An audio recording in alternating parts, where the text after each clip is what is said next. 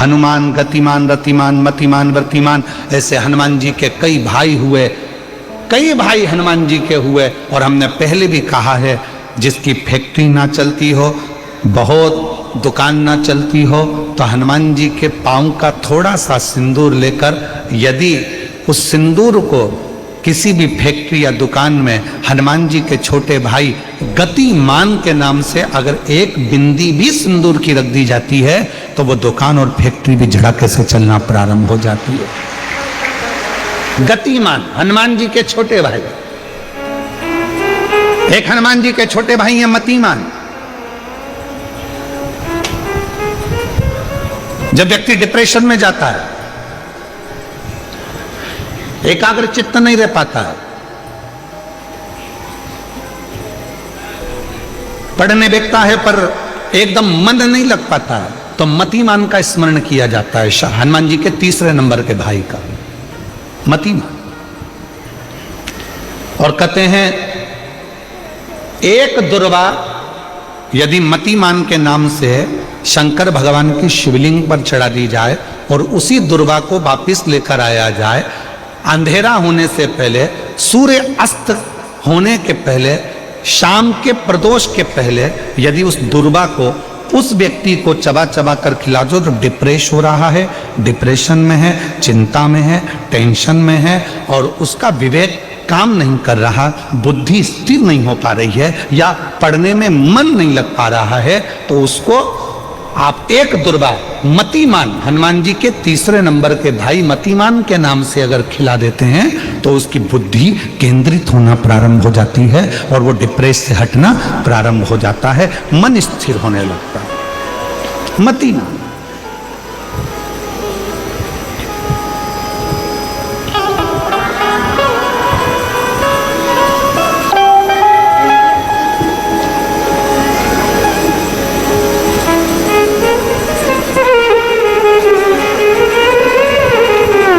और एक नाम आता है व्रतिमान। इसका प्रैक्टिकल तुम अभी यहीं से कर लेना, ठीक है? चलते चलते मालूम पड़े तुम्हारी पार्किंग यहां से आधा किलोमीटर दूर है, ठीक है? अरे बोलो तो जम के, आधा किलोमीटर दूर तुम्हारी पार्किंग है और तुम्हारी उम्र लगभग बहुत हो गई, मालूम पड़े तुम थोड़े वृद्ध हो गए हो और तुम्हारा घुटना दुख रहा है, तुम्हारी कमर दुख रही है, चलते चलते बड़ी मुश्किल से तुम कथा स्थल तक पहुंचे हो। अब मन में आ रहा है कि मुझे वापस पार्किंग तक जाना है, कैसे जाऊंगी, पाँव तो दुख रहा है। तो एक काम आज चलते चलते करना कि कहीं सीवर वाला महाराज झूठ तो नहीं बोल रहा है, तो प्रैक्टिकल करके जाना। क्या करोगे, यहां से जाते समय आप जब जा रहे हो और आपके शरीर का कोई अंग जब दुख रहा है, तो श्री शिवाय नमस्तुभ्यम कहकर श्री व्रतिमान हनुमान का स्मरण करो। किसका स्मरण करना है? जम के बोलो, व्रतिमान हनुमान। व्रतिमान हनुमान का स्मरण करके कहीं पर भी बैठकर अपने पांव की छोटी वाली जो उंगली है उसको जम के दबाना और दबाने के बाद चल देना। जिस जगह पर भी दर्द हो रहा होगा, मेरा बाबा आपको मंजिल तक पहुंचाएगा, दर्द होने नहीं देगा। कल नहीं करना, प्रैक्टिकल आज ही करना। काल करे सो आज कर।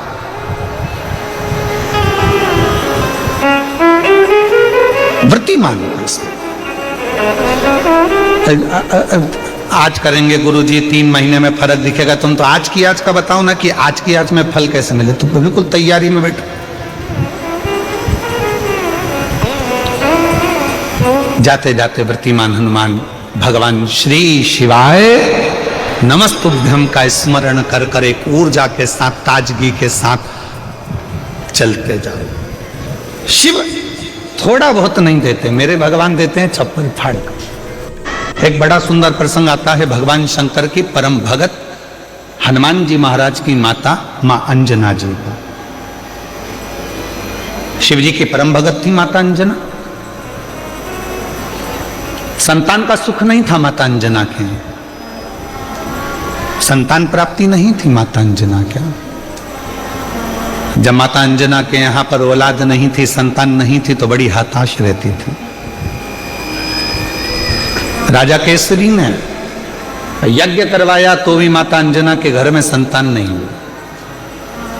बड़े बड़े अनुष्ठान करवाए राजा केसरी ने, फिर भी माता अंजना के गर्भ से औलाद नहीं हुई।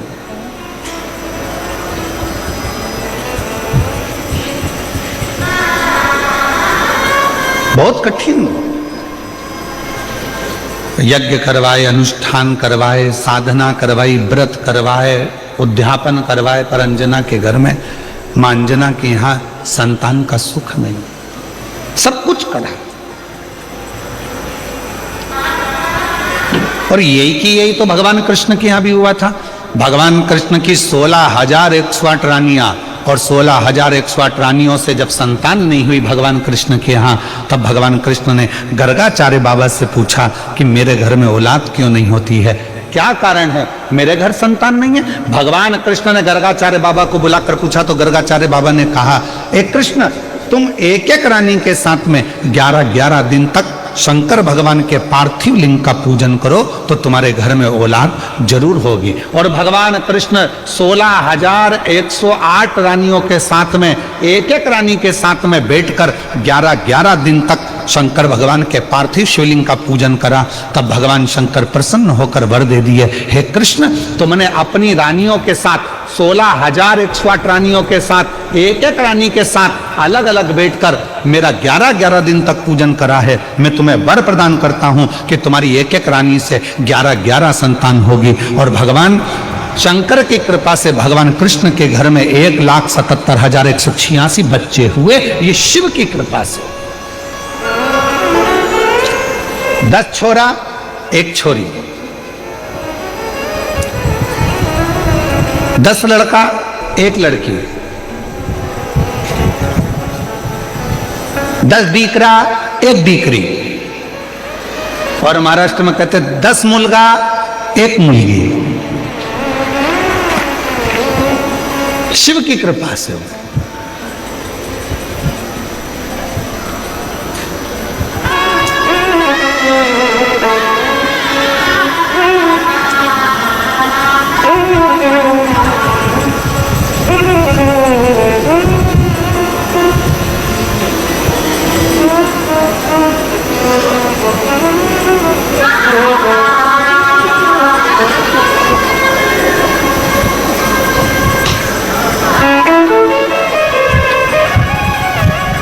आज हम जब जहाँ ठहरे हुए हैं तो हम जिस जगह पे ठहरे हैं उसके सामने वाली बिल्डिंग में से आज कोई हाथ हिलाकर पूछ रहा था, केम छो?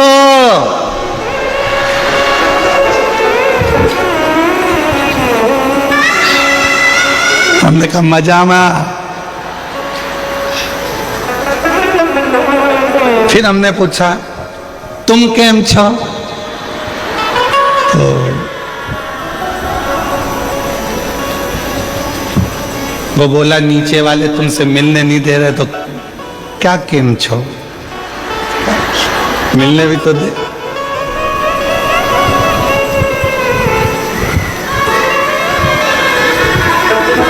अंजना माता ने अपने पिताजी से कहा, गौतम ऋषि से, पिताजी मेरे घर में औलाद नहीं है, संतान नहीं,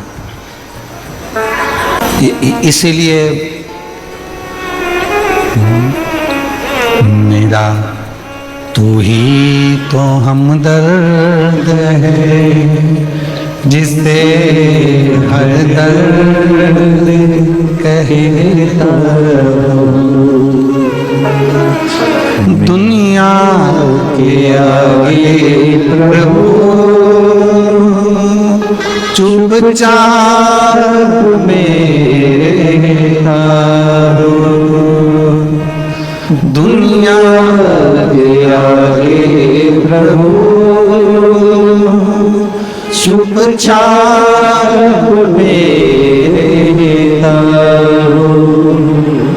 मेरा तू ही तो हमदर्द है जिसे हर दर्द कहता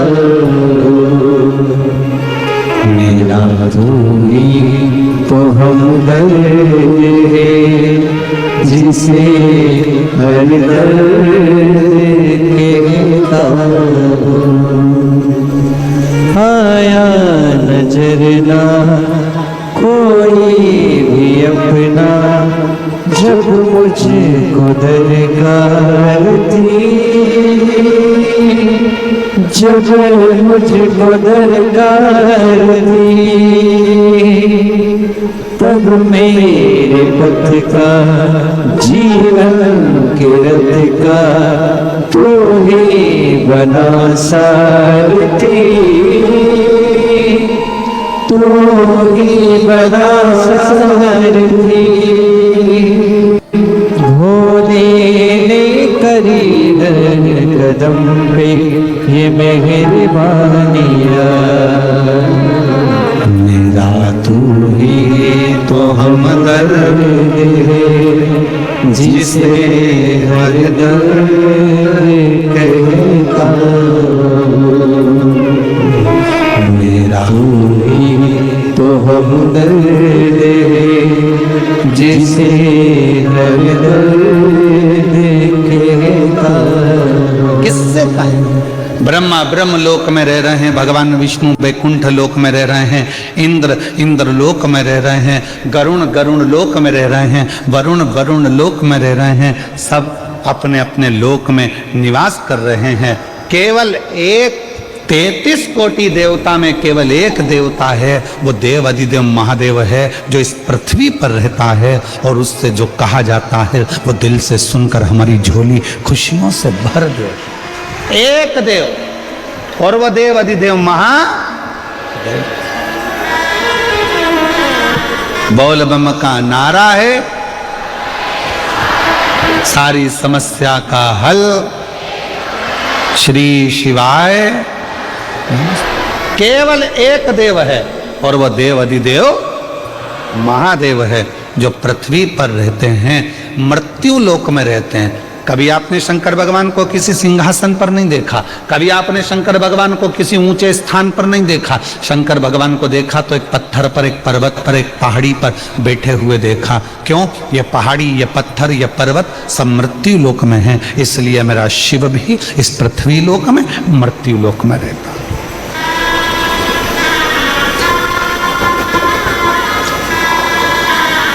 और उसको पाना सरल है, उसको पाना कठिन नहीं है।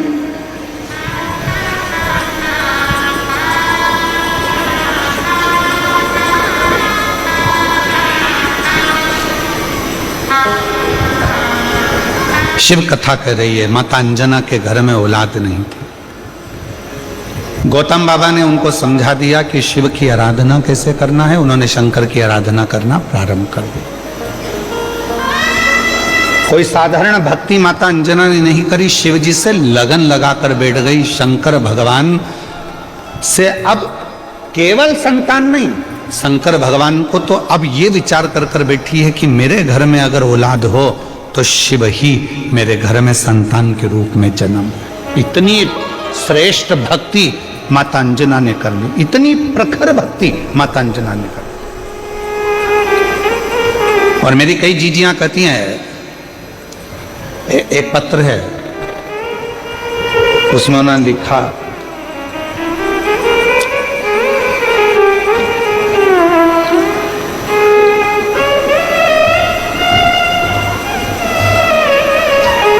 मेरा नाम शोभा बेन है,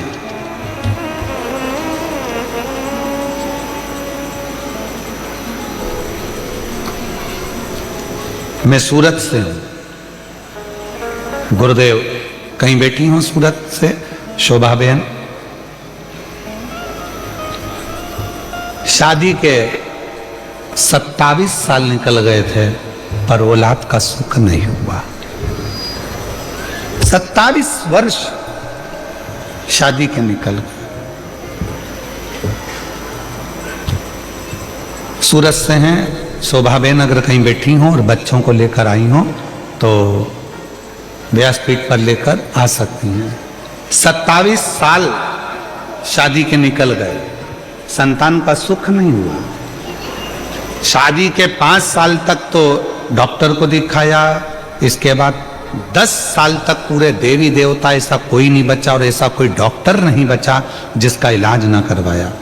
मुंबई से लेकर दिल्ली, दिल्ली से लेकर अहमदाबाद, सूरत, हर जगह पर IVF भी करवाया, वो भी सफल नहीं हुआ। डॉक्टर ने आखिरी में मना कर दिया कि तुम माँ नहीं बन सकती।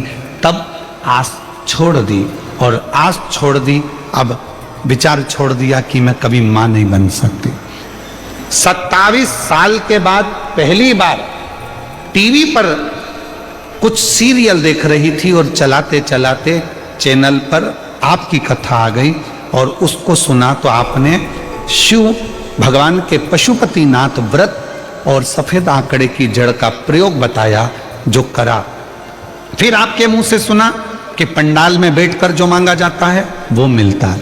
मैंने अपने पति से कहकर पंडाल में बैठकर दोनों ने रात्रि विश्राम कर कर शिव पुराण की कथा सुनी, वहां की मिट्टी को अपने पेट पर लगाई। डॉक्टर तो मना करे थे कि औलाद नहीं होगी, और बाबा की ऐसी कृपा हुई, हम 2 बार कुबरेश्वर धाम होकर आए, 2 बार पशुपति व्रत करे, और 2 बार सफेद आंकड़े की जड़ का प्रयोग करा। बाबा की कृपा से 27 साल के बाद जुड़वा बच्चों ने जन्म लिया। हम बाबा को प्रणाम करने के लिए हैं, बाबा को नमन करने के लिए।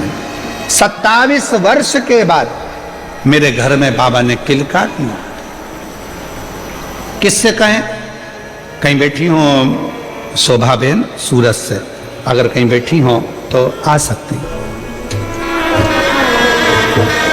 किससे कहो? मेरा तू ही तो हमदर्द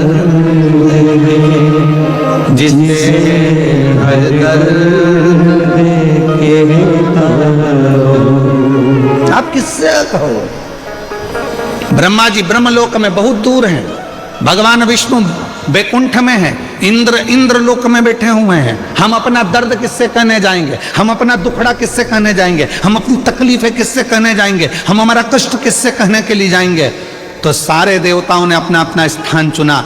आखिरी में शंकर भगवान को बुलाया गया और शिव जी से कहा, सारे देवताओं ने अपना अपना स्थान चुन लिया है, तुम कहाँ रहना पसंद करोगे? पृथ्वी पर कोई रहना नहीं चाहता। क्यों? क्योंकि दुनिया के लोगों के दुखड़े इतने ज़्यादा हैं, रोज आएंगे, रोज दुखड़ा रोएंगे, रोज आएंगे, रोज तकलीफ कहेंगे, तो कोई देवता पृथ्वी पर नहीं रहना चाहता। आप बताओ, आप कहाँ रहना चाहते हो? शंकर भगवान ने कहा, मैं पृथ्वी पर रहने को तैयार हूं, मृत्यु लोक में रहने को तैयार हूं। तो भोले बाबा, आपको सबके दुखड़े सुनना पड़ेंगे। भोले बाबा, आपको सबके दुखड़े सहना पड़ेंगे। आपको सबके दुखड़े सुनकर उनके दुखड़ों को समाप्त करना पड़ेगा। शंकर भगवान ने कहा, मैं पृथ्वी पर रहने को तैयार हूं और सबके दुखड़े सुनने को तैयार हूं और सबके दुखड़े समाप्त करने को तैयार हूं।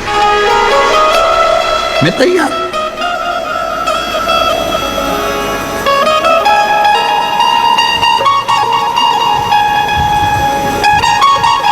कोई तकलीफ नहीं मुझे।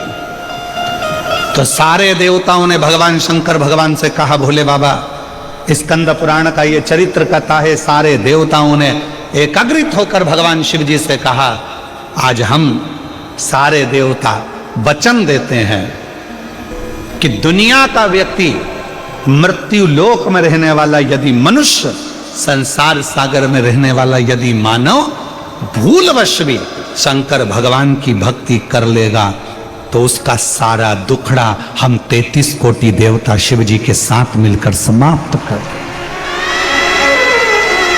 शिव की अविरल भक्ति का वो बल है।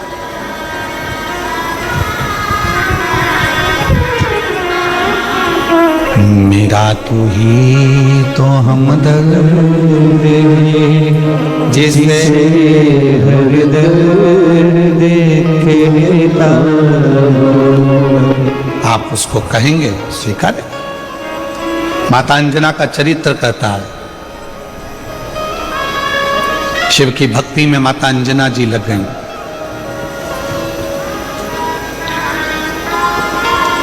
ऐसी मेरी माता अंजना ने भगवान शंकर की अविरल भक्ति करी, ऐसी भक्ति करी,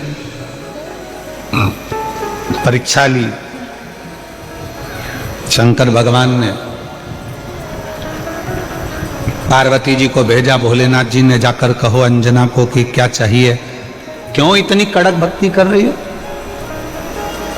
किस लिए? अंजना देवी के पास में पार्वती जी पहुंची और कहा, क्या चाहिए? अंजना ने कहा, मुझे संतान चाहिए। संतान? हाँ। कैसी संतान? तो कहा जिस शंकर भगवान की मैंने पूजन करी है वही शिव मेरे पुत्र के रूप में जन्म ले। बस ऐसी ही मेरी कामना है, ऐसी ही मेरी कामना है, और कुछ।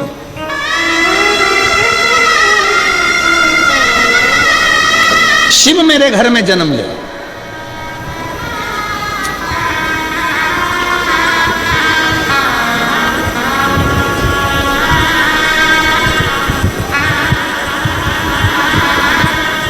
पार्वती जी ने शिव जी से कहा अंजना माता चाहती हैं आप उनके घर में जन्म ले लो।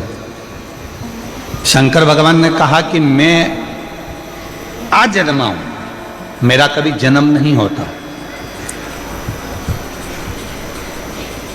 भगवान नारायण राम जी का रूप धर सकते हैं, भगवान नारायण कृष्ण का रूप रख सकते हैं, भगवान नारायण दत्त का रूप रख सकते हैं, भगवान नारायण कल्कि रूप रख सकते हैं, भगवान नारायण परशुराम स्वरूप धर सकते हैं, पर भगवान शंकर बोले कि मैं कभी अपना रूप नहीं रख सकता, मैं आजन्मा हूं, जन्म और मृत्यु से मैं परे हूं, इसलिए मेरा कोई दूसरा जन्म नहीं हो सकता। आपका दूसरा जन्म नहीं हो सकता तो फिर कुछ तो कृपा करो। तब भगवान शंकर भगवान ने कहा तुम चिंता मत करो, अंजना के गर्भ से मेरा ही एक अंश प्रकट होगा जिसका नाम स्वयं पवन पुत्र हनुमान होगा, लोग उसे हनुमान कहें। तुम क्यों चिंता करते हो? ठीक है प्रभु। और आया समय और माता अंजना के गर्भ से भगवान श्री हनुमान जी महाराज का प्राकट्य। पर हनुमान जी महाराज का प्राकट्य तो हुआ, पर शिव जी की एक लीला है, आपको मालूम है? देवता देते हैं पल्ला झाड़ कर और मेरा महादेव देता है छप्पर फाड़ कर। अभी तक अंजना माता के गर्भ से एक भी औलाद नहीं थी, पर भगवान शिव ने कृपा कर दी तो अंजना जी के गर्भ से भी 6 बच्चों ने जन्म लिया। हनुमान जी महाराज का प्राकट्य हो गया, हनुमान जी महाराज आ गए, पूरे आनंद के साथ राम जी की सेवा करी। ये सारी कथा आप लोगों ने श्रवण करी है, रामचरितमानस में भी और शिव पुराण में भी और श्रीमद् भागवत में भी, कई जगह पर आपने इस कथा को सुना होगा। अब मूल कथा जो शिव पुराण की स्कंद पुराण का मूल तत्व है उसकी ओर हम बढ़ रहे हैं, जो बड़ी सुंदर कथा है स्कंद पुराण के रेवा खंड की। ये कथा स्कंद पुराण के रेवा खंड में से इस कथा को लिया। स्कंद पुराण का रेवा खंड कथा है, हनुमान जी महाराज राम जी के साथ में लंका पर चढ़ाई कर दिए, विजय प्राप्त कर ली है, आ गए। पुष्पक विमान में बैठकर मां सीता को लेकर आ रहे थे। अब आइए मुख्य कथा, स्कंद पुराण शिव पुराण की वो कथा जो अपने अंदर अपने को उतार आ रहे हैं। राम जी बैठ गए पुष्पक विमान में, मां जानकी साथ में, विभीषण हनुमान सब साथ में चल। बीच में स्थान आया, हनुमान जी ने कहा प्रभु ये वो भूमि है जहां मेरी मां अंजना रहती है, जहां मेरी माता अंजना यहां रहती है, ये वो भूमि है। राम जी ने पुष्पक विमान को आदेश दिया, हे पुष्पक नीचे होइए, इस भूमि पर अंजना माता की इस भूमि पर पुष्पक को रोका। हनुमान जी पुष्पक विमान से नीचे उतरे, हनुमान हमें तुम्हारी मां से मिलना है। जिस हनुमान ने लंका पर विजय प्राप्त करा दी, जिस हनुमान ने लक्ष्मण को संजीवनी बूटी ला कर दे दी, उस हनुमान जी की माता से मुझे मिलना है। हनुमान जी ने हाथ जोड़कर कहा प्रभु माता से तो मिला दूंगा, मना नहीं है, पर मेरी माता सबसे ज्यादा यदि आराधना और साधना करती है तो शिव की करती है। राम जी ने जो शब्द कहा प्रत्येक व्यक्ति के दिल में वो शब्द छूना चाहिए। मेरे भगवान राम बोले हनुमान, जब किसी शंकर के भक्त का दर्शन होता है शंकर तो कभी नहीं मिलते, पर शंकर का यदि कोई सही भक्त मिल जाता है तो समझ लेना कि शंकर का दर्शन उसी क्षण हो गया, उसी क्षण।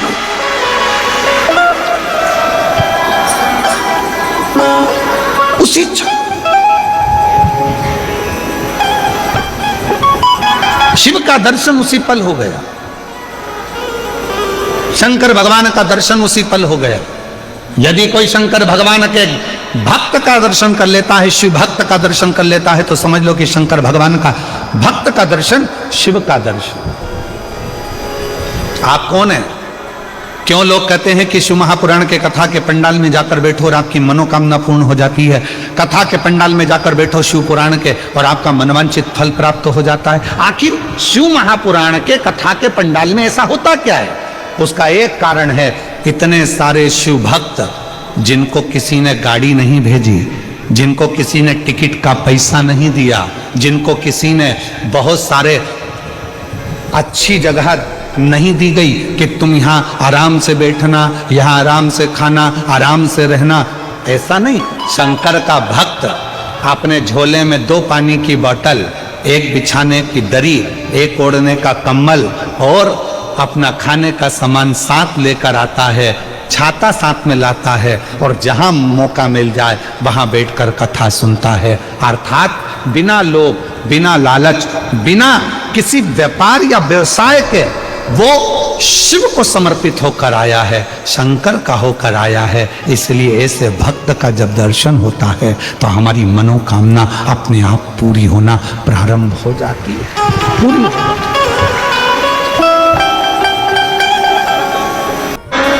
शिव को कहो, शंकर को कहो,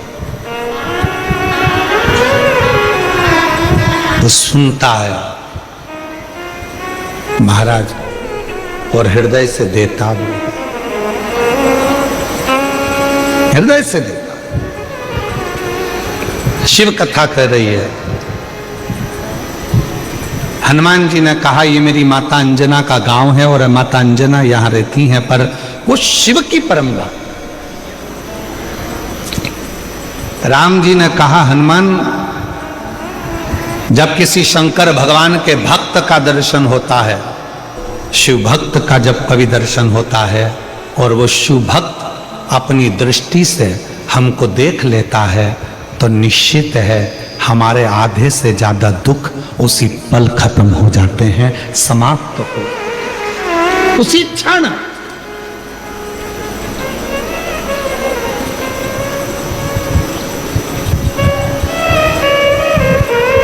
इसीलिए हमको लगता है ज्यादातर भक्त लोग, कोई शिव भक्त मिलता है तो जम के आवाज लगा देते हैं, हर हर महादेव। किसी मंदिर में जाकर लोग शोर नहीं मचाते। द्वारकाधीश के मंदिर में जाओ कोई शोर मचाता नहीं मिलेगा, जगन्नाथ जी के मंदिर में जाओ कोई शोर मचाता नहीं मिलेगा। जितने भी भारत की भूमि पर स्वामी नारायण आदि मंदिर हैं वहां दर्शन करने के लिए जाओ, कोई शोर मचाता नहीं मिलेगा।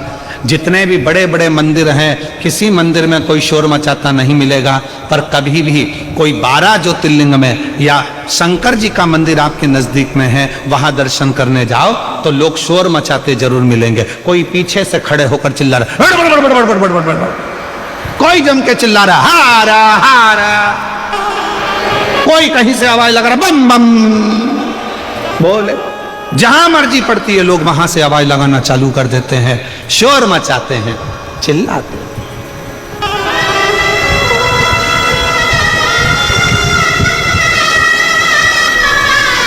शिव के नाम लेकर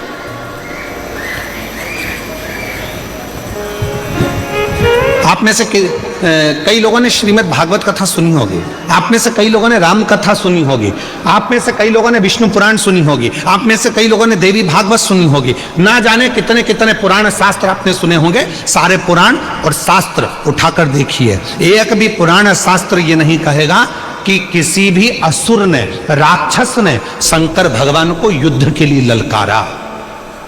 जितने भी असुर ने ललकारा वो सबने भगवान को ललकारा, विष्णु जी को ललकारा, ब्रह्मा जी को ललकारा, इंद्र को ललकारा, युद्ध के लिए देवी को ललकारा, पर किसी भी असुर ने, किसी भी राक्षस ने, किसी भी असुर ने, किसी भी दानव ने भगवान शंकर को युद्ध के लिए नहीं ललकारा।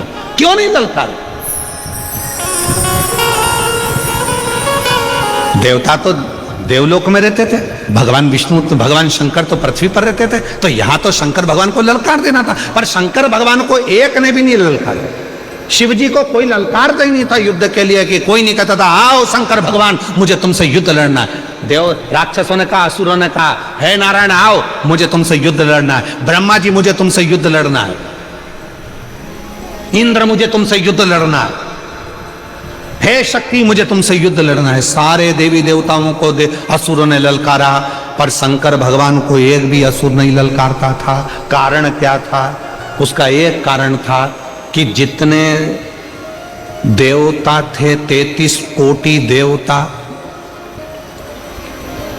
जितने देवता थे, शंकर भगवान के पास में जैसे तुम्हारे घर में 15 सदस्य हैं या 5 सदस्य हैं या 6 सदस्य हैं, 9 सदस्य हैं, 10 सदस्य हैं, तुम्हारे घर में जितने सदस्य हैं, प्रत्येक सदस्य के पास में जैसे 33 कोटि देवता हैं, और 33 कोटि देवता में एक देवता के पास में जितना बल है, एक देवता के पास में जितनी सेना है, स्कंद पुराण कहती है, लिंग पुराण कहती है, शिव पुराण कहती है कि 33 कोटि देवता, और 33 कोटि देवताओं से अंदाजा लगाना कि एक देवता की गिनती में अगर हम लेते हैं तो ऐसे मिलाकर 33 कोटि देवता होते हैं, और 33 कोटि देवता के 33 कोटि गण शिव जी के पास हैं। अब तुम घर जाके जरा अंदाजा लगाना कि कितने हो गए। मतलब शंकर भगवान के पास में 33 कोटि अगर देवता हैं तो 33 कोटि देवता के 33 कोटि कोटि गण हैं शिव जी के पास। शास्त्र कहता है शंकर भगवान के गण जब जम के चिल्लाते थे, एक साथ जब आवाज लगाते थे और जो चिल्लाकर दौड़ते थे, तो जितने भी असुर हैं उनकी धर्म पत्नियां जो गर्भ से होती थीं उनका गर्भ गिर जाता था, और असुरों के कान में से रक्त बहना प्रारंभ हो जाता था। युद्ध की तो जरूरत ही नहीं पड़ती थी, गणों के चिल्लाने से ही असुर मर जाते थे, प्राण छूट जाते थे चिल्लाने से।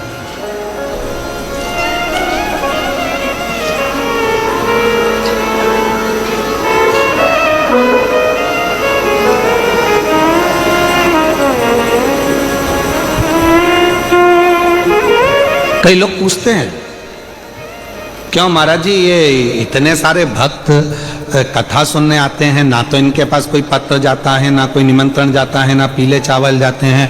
अगर कोई राजनेता को भी सभा करना पड़ती है तो गाड़ियां लगाना पड़ती है, गाड़ियां भेजना पड़ता है, तब लोगों को बुलाना पड़ता है, और साथ में बुलाओ तो बुलाओ, भोजन का टिफिन भी हाथ से दो और उनके लिए पूरी व्यवस्था करो, कुर्सी लगाओ, ये लगाओ, वो लगाओ, सम्मान दो, गाड़ी भेजो, घोड़ा भेजो, समय पे लाओ, समय पे छोड़ के आओ। पर ये शिव पुराण एक ऐसी कथा है जिसमें ना तो पीले चावल दिए जाते हैं, ना निमंत्रण दिया जाता है, ना किसी के यहाँ पत्र भेजा जाता है, ना किसी के यहाँ जाकर कहा जाता है। उसके बाद भी ये लाखों लाखों शिव भक्त अपने आप आ जाते हैं। उसका क्या कारण? उसका एक कारण है, स्कंद पुराण कहती है, ये जितने शंकर के भक्त संसार में रहते हैं, ये शंकर भगवान के पूर्व में कोई रिश्तेदार रहे होते हैं जो शंकर की डमरू की आवाज सुनकर दौड़ पड़ते हैं और कथा में आकर गए। शिव के गण है।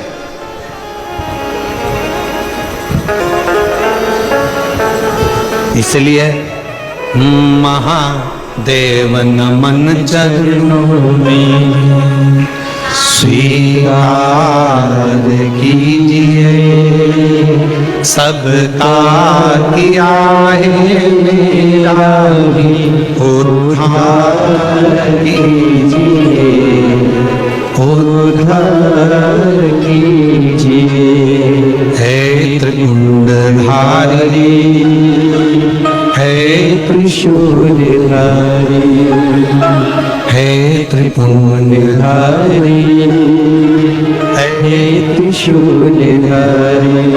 चरणों में तेरे बाबा जी पावन चारों धाम, तेरी देव करते वंदना पूजे सीताराम।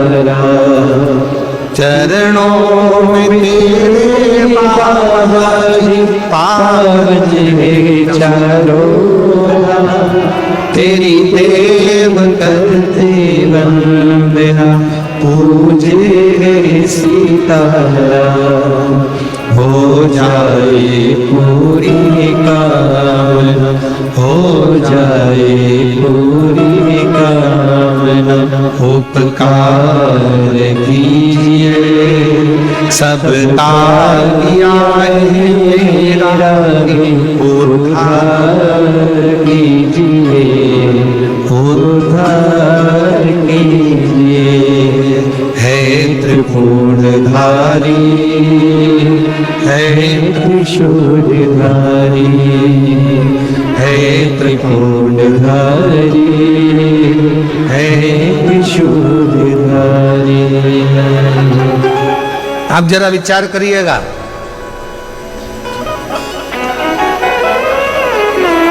शिव के गण इतने प्रबल हैं, एक बार यदि जाग जाएं तो दुनिया में किसी की सामर्थ्यता नहीं है जो इनके आगे टिक जाए।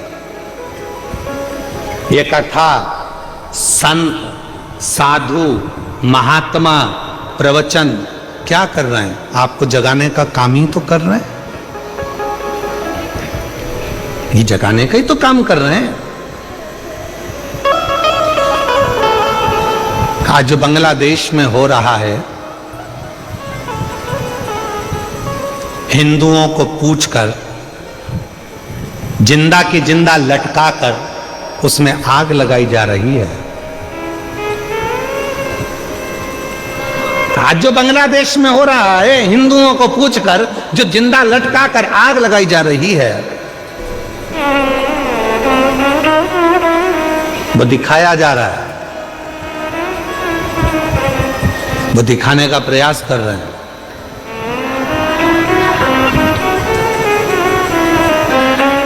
कि जब हमारी संख्या बढ़ी तो हम तुम सबको ऐसे ही लटकाकर आग लगा देंगे। इसलिए मेरी जीजियों और मेरे जीजाओं और मेरी बेटियों, बेटाओं और मेरे बुजुर्ग माँ बाप, ध्यान रखना, एकजुट होना प्रारंभ हो जाओ और अपने सनातन को मजबूत करना प्रारंभ करो।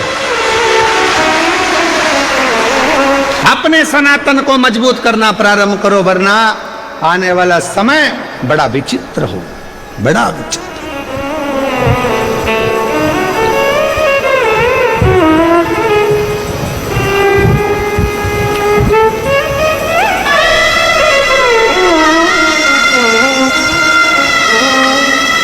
वो तो आपके गुजरात के दो प्रबल मेरे वल्लभ भाई पटेल जी की कुछ कृपा की मूर्ति आप लोगों ने दिल्ली में बिठा रखी है, तो सनातन धर्म की मजबूताई बहुत प्रबल हो रही है। सनातन धर्म प्रखर हो रहा है, प्रबल हो रहा है।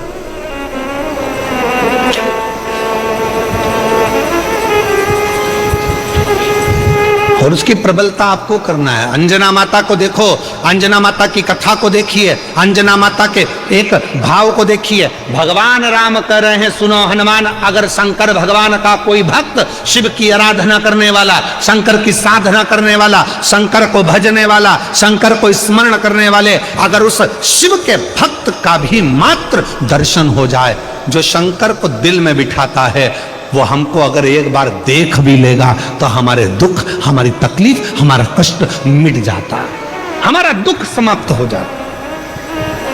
अब इसमें ना जाने कितने शंकर के भक्त आए होंगे, इस पूरी कथा में ना जाने शंकर भगवान के कैसे कैसे भक्त आए होंगे, जो शिव की भक्ति के लिए रात भर, ठंड पड़ रही है, पड़े हुए हैं, ठंड में पड़े, खाने को मिला तो ठीक, ना मिला तो ठीक, पड़े।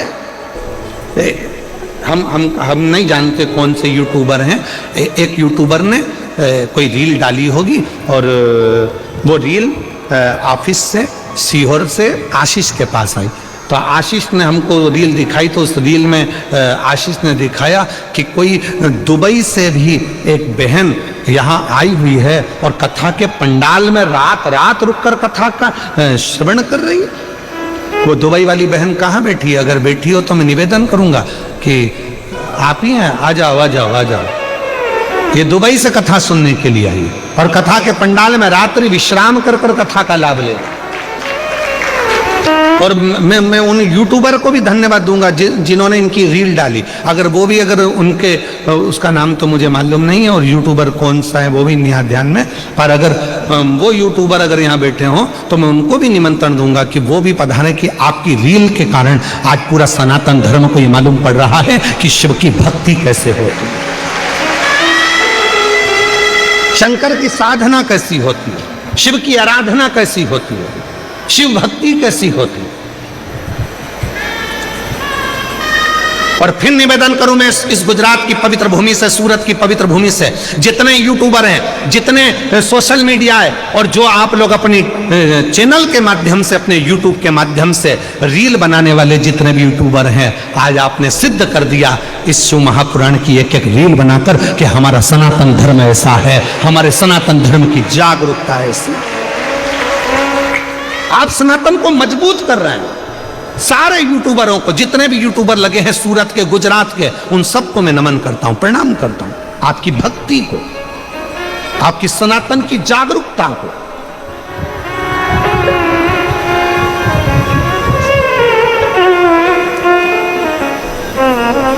और महादेव नमन चरणों में स्वीकार लीजिए, सबका किया है मेरा भी उद्धार कीजिए, उद्धार कीजिए। है त्रिपुंडधारी, हे त्रिशूलधारी, हे त्रिपुंडधारी, हे त्रिशूलधारी। चरणों में तेरे बाबा जी पावन है चारों धाम, चरणों में तेरे बाबा जी पावन है चारों धाम। तेरी देव करते वंदना, पूजे सीताराम, हो जाए पूरी कामना, हो जाए पूरी कामना। उपकार कीजिए, सबका किया है मेरा भी उद्धार कीजिए, उद्धार कीजिए।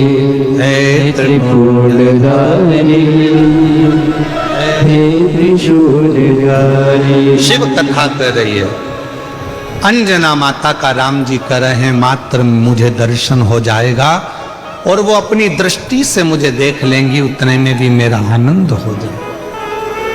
चलो हनुमान, चलो मुझे अंजना माता का दर्शन कर। जैसे ही सामने अंजना माता दिखी, राम जी ने झुककर प्रणाम किया, नमन किया।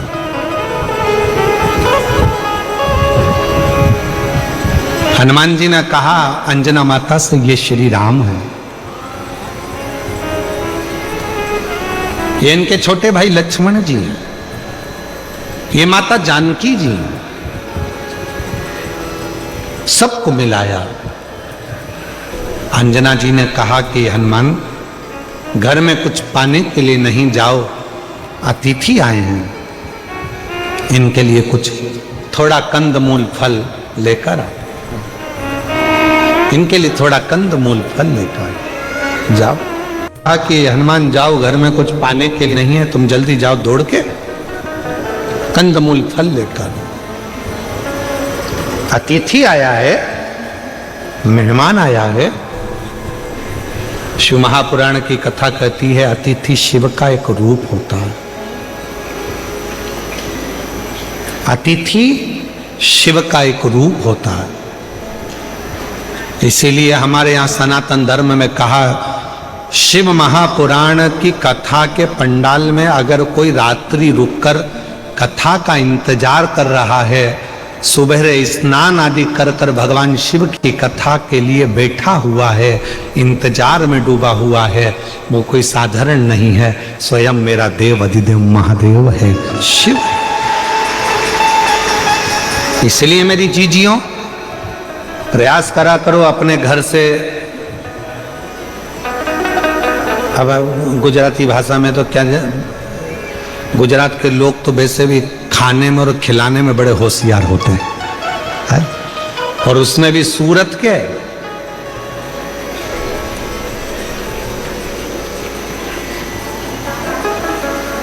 महाराज अपने घर से आया करो तो कोई वो थेपला, फाफड़ा, और भी कौन सा होता है, काय सोमानी जी, और कौन कौन से होते हैं, थेपला, फाफड़ा। हाँ तुम बोलते जाओ, मैं सुन रहा हूं। हाँ ठीक है, ठीक है। हाँ तो कल मंगवा के रखूंगा सब यहीं पर। हाँ? तो निवेदन है, घर से आया करो तो थोड़ा थोड़ा लेकर चला करो, अपने लिए नहीं, जो अपने आसपास में बैठे उसका मुख झूठा कराने के लिए। मेरा शिव नगर में आया है, मेरा शंकर, मेरा भोले बाबा, मेरा शिव, और मेरा शंकर ना जाने किस रूप में कब तुम्हारे सम्मुख में आकर बैठ गया, और उसकी कृपा आप पर हो, ये भाव लेकर मुख झूठा।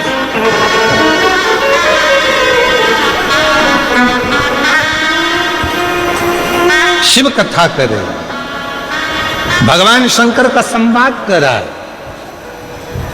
हनुमान जी महाराज की कथा करे। ये हनुमान जी चले गए कंदमूल फल लेने के लिए, इतने में अंजना माता की आंख से आंसू बह रहे थे। राम जी ने पूछ लिया, मां क्यों रो रही हो?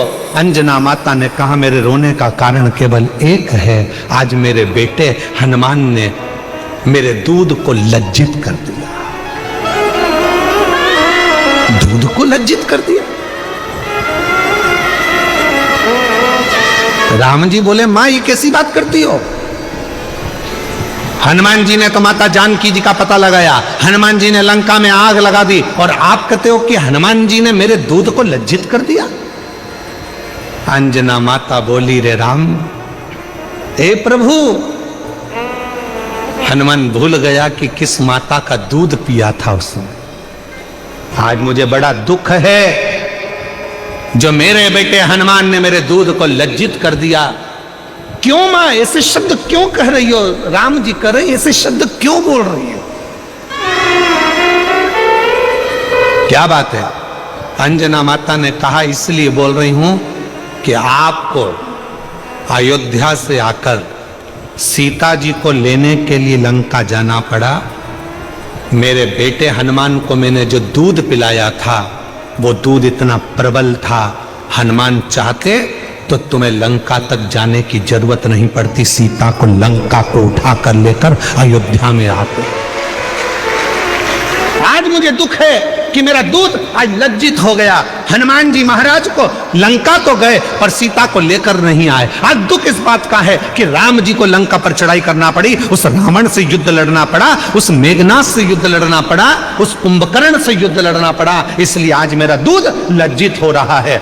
हनुमान को तो जाना था पूरी लंका को उठाकर लाकर अयोध्या में रख देना था तो मैं गौरवान्वित होती, तो मुझ में गौरव होता। राम जी, आप नहीं जान पाएंगे कि इस माता ने जो दूध पिलाया है वो साधारण नहीं है। इस माता ने जो दूध पिलाया है वो साधारण नहीं है। छत्रपति वीर शिवाजी महाराज का एक प्रसंग याद आता है।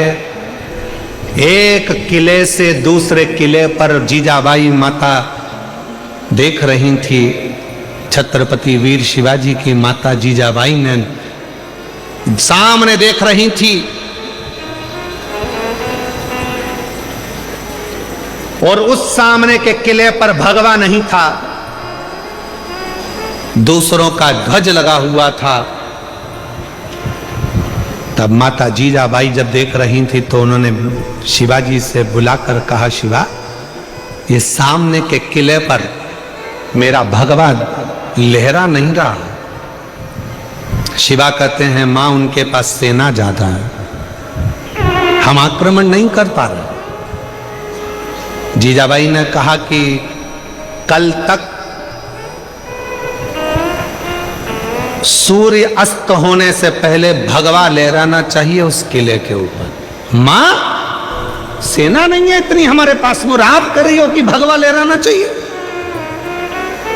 जीजाबाई ने कहा, छत्रपति वीर शिवाजी से वो किला सेना से नहीं मिलता, वो किला सीने में जब शिव बैठता है और शिवा जागता है तो भगवा आराम से लहरा सकता है। सीने में भगवा है और सीने में शिव है तो वो सेना भले ना हो, शिवाजी जाए और भगवा लहरा कर आए। छत्रपति वीर शिवाजी ने जितनी सेना थी उसी का साथ पकड़कर जो किले पर चढ़ाई करी और मां जीजाबाई के सामने उस किले पर भगवा लहरा गया। ये वीरता होना चाहिए, ये भी।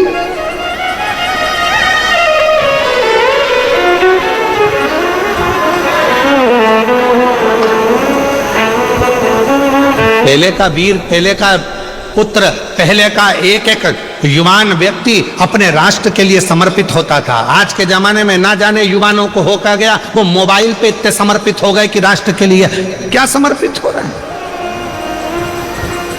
वो मोबाइल पर इतने समर्पित हो गए। रात को 11-11 बजे तक तो मिस यू और विथ यू ही होता रहता है। एक शब्द और होता है, वो मैं लिख नहीं रहा हूं और ना बोल रहा हूं। कहां गया?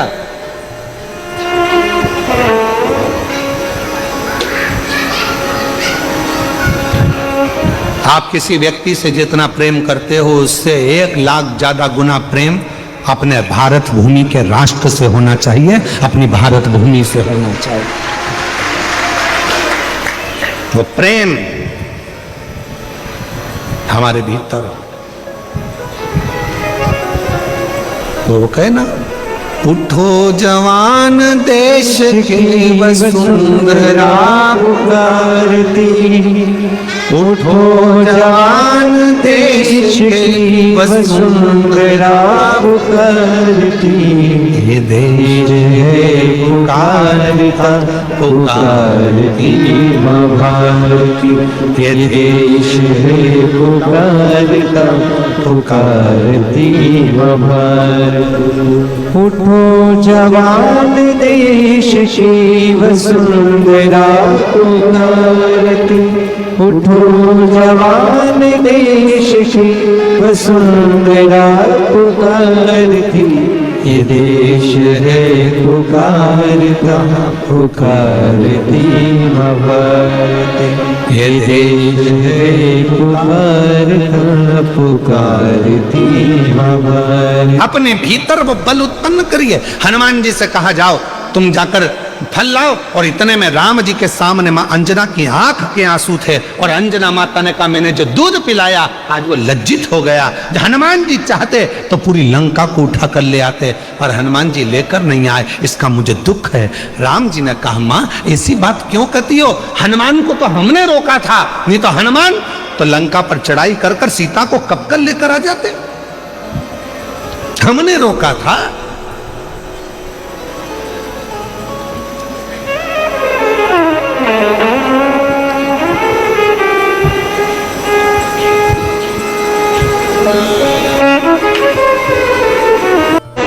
भगवान शंकर की पवित्र कथा कर रहे, शिव महापुराण की कथा वर्णन कर रही है। माता अंजना देवी ने जैसे ही कहा कि हनुमान जी ने आपको लंका तक भेजा, हनुमान को तो चाहिए था कि पूरी लंका को उठाकर अयोध्या लेकर आ जाए। राम जी ने हाथ जोड़कर कहा, मां आप ऐसा ना कहिए। हनुमान तो ले आते सीता जी को, आपके दूध को लज्जित नहीं करा है, पर हमने मना किया। इतने में तो लक्ष्मण जी को हंसी आ गई, और लक्ष्मण जी को ऐसी हंसी आई कि लक्ष्मण जी को हंसी आते से ही भगवान राम जी ने लक्ष्मण जी को हंसने से रोका।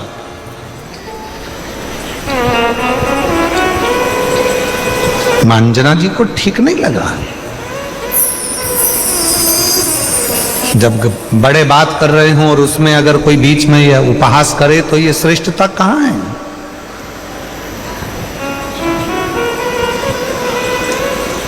लक्ष्मण जी हंसे। इतने में लक्ष्मण जी ने कहा माता अंजना जी से, देखो प्रभु भैया राम, माता तो अपने दूध का और अपने पुत्र का कितना गुणगान कर रही हैं और अपने आप का कितना गुणगान कर रही हैं। एक बार भी उन्होंने ये नहीं कहा कि लक्ष्मण के बाण से या राम जी के बाण से ये सब कुछ हो सका है।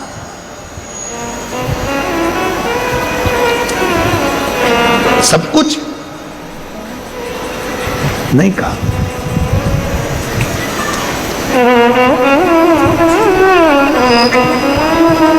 माता जानकी जी ने कहा, लक्ष्मण तुम्हारा कहने का मतलब क्या है? क्या मेरे दूध में वो प्रबलता नहीं है?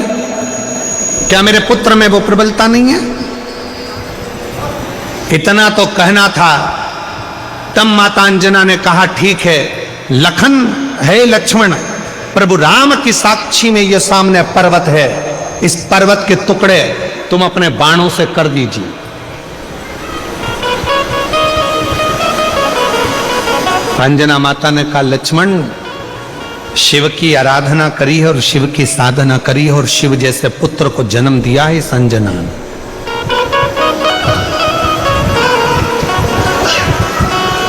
तभी एक बाण लक्ष्मण जी ने छोड़ा, पर वो पर्वत के दो भाग नहीं हुए और माता अंजना ने अपने दूध की एक धार उस पर्वत पर फेंकी, जिस पर्वत के दो टुकड़े हो गए और गर्जना हनुमान जी के कानों में पहुंच गई।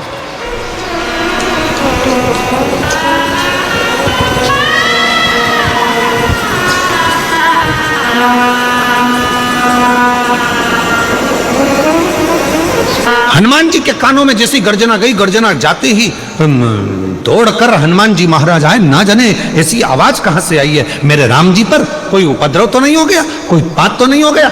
हनुमान जी महाराज भाग कर आए और हनुमान जी ने जो भाग कर आए और आते से जो देखा तो पर्वत के दो टुकड़े थे जिसमें से दूध की धार बह रही थी। पूछा हनुमान जी ने, मां ये क्या हो गया? माता ने कहा, लक्ष्मण जी समझ नहीं पाए थे। लक्ष्मण जी ने अंजना माता के चरण पकड़ लिए। मां मैं जान नहीं सका कि एक माता के दूध में वो बल होता है कि अपने बेटे को जब वो दूध का पान कराती है तो बेटा उतना वीर उत्पन्न होता है, प्रबल उत्पन्न होता है, जो दुनिया का सारा कार्य कर सकता है। मां आज मैं लज्जित हूं, आज मैंने आप पर उपहास किया। हनुमान जी महाराज सामने थे, राम जी के मस्तक पर पसीने की बूंद थी, पसीने की बूंद।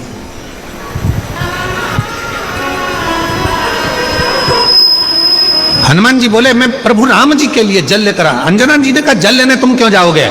स्वयं मां नर्मदा जी का आह्वान किया माता अंजना ने, और मां नर्मदा जी कल कल करती बहती हुई आती हैं, और जो दूध की धार माता अंजना ने दी थी उस नदी से, दूधी नदी से माता अंजना के सम्मुख में नर्मदा मैया का संगम होता है, जहां पर भगवान राम जी ने जल का आचमन किया है। और जो आचमन राम जी ने करा, आज भगवान राम जी ने कह दिया मां ये स्थान अब कहीं नहीं जाएगा।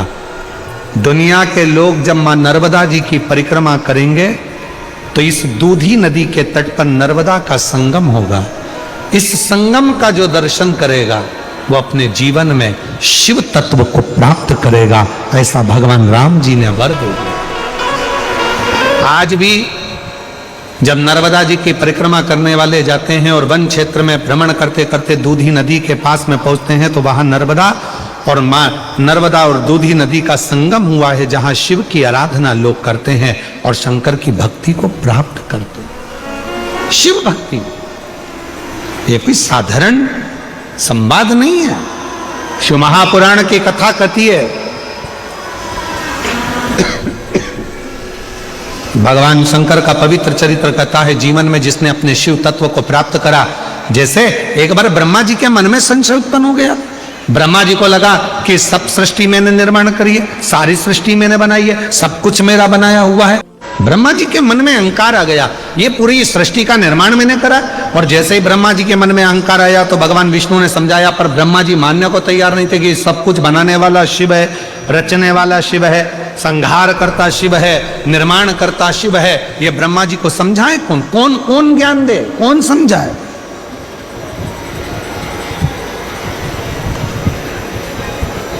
दो होते हैं, एक होते हैं विद्वान, दूसरे होते हैं विद्यावान। विद्वान को समझाना कठिन है, पर विद्यावान को समझाना सरल है। दो हैं, रावण को भी विद्वान कहा जाता है। रावण को कहते हैं लोग बहुत विद्वान है, बहुत विद्वान है, बहुत विद्वान है, पर रावण को कोई विद्यावान नहीं कहता।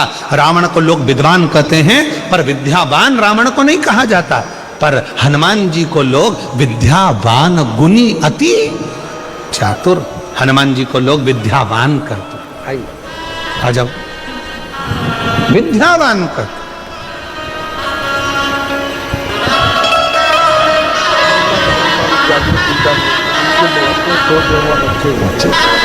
जोरदार ताली बजाएं। बीकानेर से हैं, बहू नहीं आई है, बहू को 2 जुड़वा बच्चे हुए हैं। एक बार जोरदार ताली बजाकर साधुवाद करिए। कई सालों के बाद संतान का सुख बाबा ने दिया है। ये दोनों बच्चे ले, ये दोनों बच्चे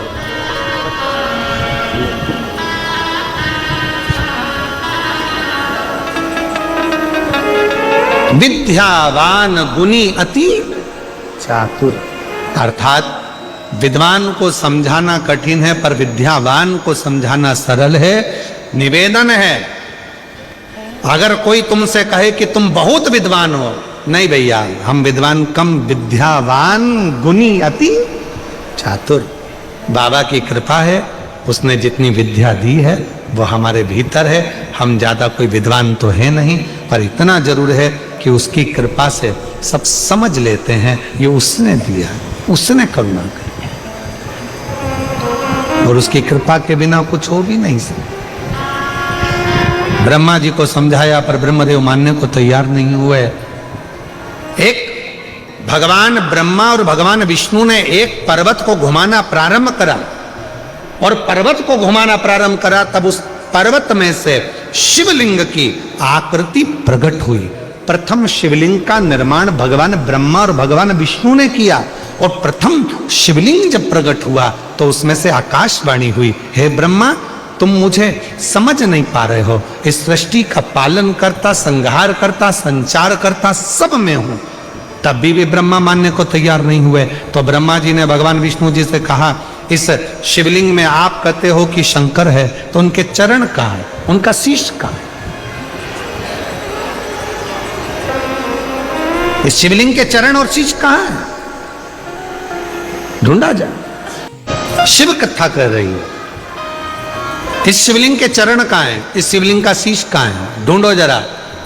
तब भगवान नारायण तो चरण ढूंढने के लिए गए और भगवान ब्रह्मा जी शीश ढूंढने के लिए गए, पर भगवान नारायण ने पहले ही कह दिया था चरण मिलने वाला नहीं है और ना ही शीश मिलने वाला है। ना चरण मिलेगा ना शीश मिलेगा, दोनों नहीं मिले, स्वीकार नहीं किया, समझे नहीं। भगवान नारायण जब नीचे जाते जाते जाते जाते चरण को ढूंढ ना पाए तो वापिस आ गए। ब्रह्मा जी जाते जाते एक गौमाता को पकड़ कर लिया है। गौमाता से कहा चलकर शंकर जी के सम्मुख में भगवान विष्णु से कह देना कि मुझे शीश मिल गया है। केतकी के पुष्प को लिया है, कह दिया, कह देना शीश मिल गया है। साक्षी में पूछा भगवान शंकर की शिवलिंग की साक्षी में स्वयं भगवान ब्रह्मा जी ने विष्णु जी से पूछा कि आपको चरण मिला है? भगवान विष्णु ने मना कर दिया कि मुझे चरण नहीं मिला, मुझे चरण नहीं मिला। एक बार भगवान नारायण ने सत्य कह दिया तो आकाशवाणी हुई, हे नारायण आपने सत्य कहा है, इसलिए आज से पूरी पृथ्वी पर सत्य नारायण की पूजन पूरी दुनिया करेगी, क्योंकि आप सत्य बोले। अब भगवान विष्णु ने पूछा क्यों ब्रह्मा जी, तुमको शीश मिला है क्या? ब्रह्मा जी कहने लगे कि हाँ मिला है। ना मानो तो गौ माता से पूछ लो। गौ माता से पूछा तो गाय ने झूठ बोल दिया। भगवान शंकर ने कह दिया गौ माता तू झूठ बोली है, तेरा पूरा शरीर पूज्य होगा पर तेरा मुख अपूज्य होगा। केतकी के पुष्प से पूछा तो केतकी के पुष्प ने झूठ कह दिया। हे केतकी, सारे देवताओं पर यह केतकी का फूल चढ़ेगा पर शंकर भगवान पर कभी नहीं चढ़ेगा। ब्रह्मा जी से कहा ब्रह्मा जी अब तो सत्य बोल दो। ब्रह्मा जी सत्य बोलने को तैयार नहीं हुए, सच नहीं बोल पाए।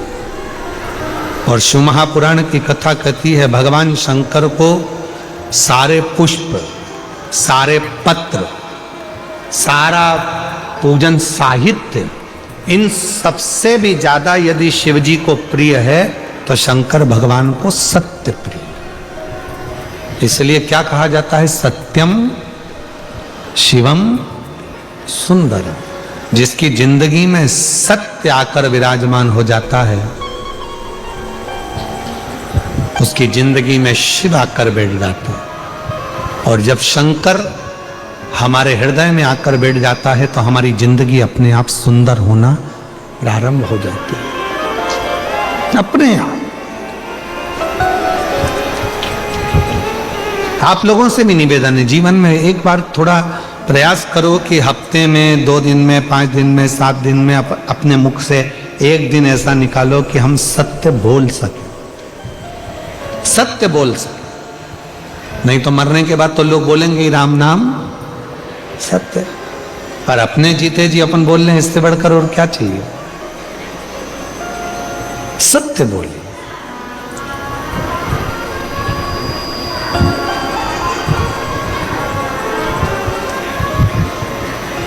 ब्रह्मा जी माने नहीं, फिर झूठ बोल गए। शिव जी ने अपने पांव के अंगुष्ठ से नख तोड़ा, बाहर फेंका, काल भैरव को प्रकट कर लिया। काल भैरव से कहा इस ब्रह्मा का सिर काट दो।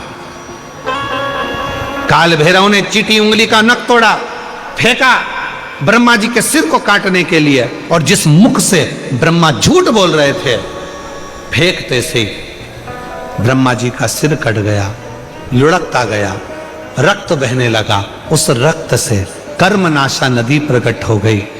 आज भी वो कर्मनाशा नदी उत्तर प्रदेश में बहती है, जिस पर उत्तर प्रदेश गवर्नमेंट ने बड़े बड़े बोर्ड लगा कर रखे हैं, ये कर्मनाशा नदी है, इसमें हाथ न धोइए, ये कर्मों का नाश कर देती। झूठ बोले ब्रह्मा जी तो उनके रक्त से कर्मनाशा नदी प्रकट हुई, जिस नदी का जल आज भी विद्वान हाथ नहीं लगाते, क्योंकि वो कर्मों का नाश कर देती है। भगवान विष्णु ने जाकर प्रार्थना करी, प्रभु क्षमा करिए, ब्रह्मा जी की गलती हो गई, आप क्षमा कर दीजिए। तब भगवान ने कहा क्या चाहते हैं नारायण? नारायण ने कहा ये कटा हुआ जो सिर है ब्रह्मा जी का, लोग इससे नफरत करेंगे, आप कुछ कृपा कर दीजिए। तब भगवान देवाधिदेव महादेव ने करुणा करी और ऐसी कृपा करी, शिव जी ने कहा ये ब्रह्मा का कटा हुआ सिर बट वृक्ष बन जाएगा और उस बट वृक्ष की छांव में मैं खुद बैठूंगा। भगवान शंकर उस बट वृक्ष की छांव में जाकर विराजमान हो गए और शिव जी का नाम बटकेश्वर महादेव हो। बटकेश्वर आज भी बड़ के पेड़ के नीचे जो शिव जी का शंकर का शिवलिंग होता है, वहां जल चढ़ाने का बड़ा महत्व होता है, बड़ा महत्व। और एक निवेदन हम आप सबसे करते हैं, ध्यान दें थोड़ा सा, चाहे बेलपत्री का वृक्ष हो, आंवले का वृक्ष हो, पीपल का वृक्ष हो, बट वृक्ष हो, शमी वृक्ष हो, कोई भी वृक्ष हो, उस वृक्ष के नीचे प्रयास करा करो जल चढ़ाओ, मना नहीं। पर उस वृक्ष के नीचे कई लोग दही चढ़ा देते हैं, कोई लोग कुछ चढ़ा देते हैं, कोई लोग कुछ चढ़ा देते हैं, तो वृक्ष की जो जड़ है वो धीरे धीरे खराब होने लगती है और पेड़ सूखने लगता। तो मेरा निवेदन इस व्यासपीठ से हम सब से कहें, आप लोगों से निवेदन है, एक तो आप और हम सब मिलकर तो बहुत सारे पेड़ तो लगा नहीं पा रहे हैं, अभी ग्रीन शिवरात्रि के रूप में हम लोग वृक्षारोपण कर रहे हैं, तो आप और हम लगाएंगे। पर निवेदन है जो बड़े बड़े वृक्ष हैं उनके नीचे ना तो दही चढ़ाइए, ना दूध चढ़ाइए, ना शहद चढ़ाइए, ना शक्कर चढ़ाइए, उन वृक्षों के नीचे केवल और केवल जल चढ़ाइए। जल चढ़ाने से पेड़ सूखेगा नहीं, पर आप जब अनेक तरह का सामान पेड़ के नीचे चढ़ाते हो तो वो वृक्ष धीरे धीरे सूखने लगता, सूखता।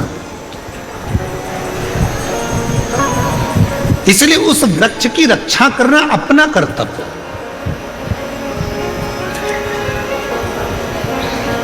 कई लोग बड़ के पेड़ के नीचे जाते हैं, उनकी भी पत्ती तोड़कर भगवान को चढ़ा देते हैं। ना ना ना, जो प्राचीन वट वृक्ष होते हैं, जो पुराने वट वृक्ष हैं, 500 साल पुराने हो, 700 साल पुराने हो, 1000 वर्ष पुराने हो, 400 साल पुराने हो, ऐसे जो वट वृक्ष होते हैं, पीपल के वृक्ष होते हैं, इनकी पत्तियों को नहीं तोड़ना चाहिए, इनको तो प्रणाम करना चाहिए, क्योंकि जो बुजुर्ग होता है उसका आशीर्वाद ही हमारे जीवन में सफल होता है। उसका आशीर्वाद नहीं, उसको तोड़े नहीं।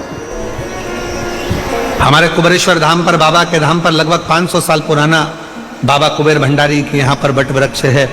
हम निवेदन करेंगे, आप लोग अगर वहां दर्शन करने जाते हैं तो निवेदन है, उनकी कोई पत्ती, कोई डाली, कुछ तोड़ना नहीं चाहिए, केवल प्रणाम करो, नमन करो, जल चढ़ाओ, परिक्रमा करो, बैठकर श्री शिवाय नमस्तुभ्यम का जप करो और बाबा से अपने दिल की बात करो, स्तुति करो, पर पत्तियां ना दो। बड़ के पेड़ के नीचे भगवान शिव विराजमान हो गए, बटकेश्वर नाम पड़ गया। बोलो बटकेश्वर महादेव की। ब्रह्मा, विष्णु और महेश तीनों एक जगह पर एकत्रित होकर जीवों का कल्याण करते हैं। भगवान ब्रह्मा, विष्णु, महेश पधार रहे हैं, जोरदार ताली बजाकर उनका स्वागत करें। और आज कथा का द्वितीय दिवस यहाँ पर विराम ले रहा है।